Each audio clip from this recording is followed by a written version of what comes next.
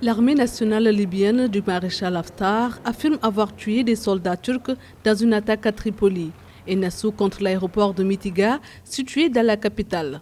Depuis plusieurs jours déjà, les troupes du maréchal Haftar visent des cibles turques sur le sol libyen, dont des radars et des systèmes de défense aérienne.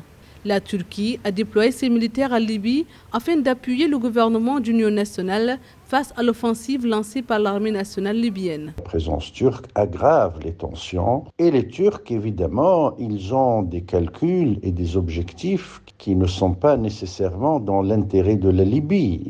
Ils interviennent pour réaliser des intérêts stratégiques turcs, pas pour résoudre un problème libyen. Si le conflit s'est polarisé depuis 2015 entre le gouvernement d'union nationale de Fayez al-Sarraj, reconnu par les Nations Unies, et le pouvoir incarné par le maréchal Khalifa Haftar, homme fort de l'Est libyen, l'entrée en jeu de nouveaux acteurs, Russie, Turquie, dans la crise libyenne a complexifié le processus de résolution enclenché par l'Union africaine. Le groupe de contact de l'UA sur la Libye qui s'est réuni le 12 mars dernier à Oyo, au Congo, a d'ailleurs appelé le peuple libyen à s'approprier son propre destin. L'Union africaine a la légitimité morale et juridique pour traiter le dossier libyen et son intervention est de toutes les façons vue d'un bon œil par la plupart des protagonistes. L'Union africaine gagnerait, je pense qu'elle gagnerait à écarter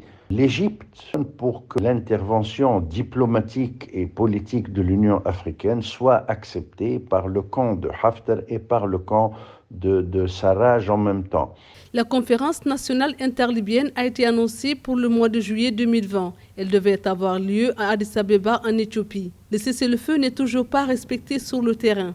Le GNA accuse Khalifa Haftar de violer la trêve alors que l'ANL affirme ne répliquer qu'aux provocations.